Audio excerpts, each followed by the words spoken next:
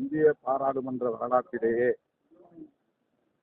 இதுவரையில் குடியரசுத் தலைவருக்கு நன்றி தெரிவிக்கும் தீர்மானத்தின் போது பிரதமர் பதிலுரை ஆற்றாமல் அந்த தீர்மானம் நிறைவேற்றப்பட்டிருப்பது இதுதான் முதல் முறை. எதிர்கட்சிகளை, எதிர்கட்சி தலைவரை பேச விடாமல் தடுத்து பதற்றத்தை உருவாக்கி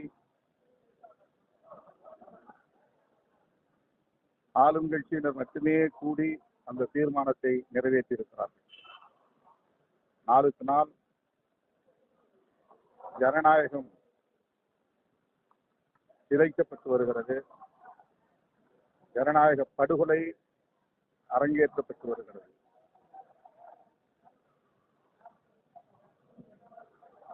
அமெரிக்க அதிபர் ட்ரம்ப் அவர்களுக்கும் நம்முடைய நாட்டின் பிரதமர் அவர்களுக்கும் இடையிலான உறவுகள் குறித்தும் இன்னும் பிற பிரச்சனைகள் குறித்தும் நாடாளுமன்றத்தில் எதிர்க்கட்சிகள்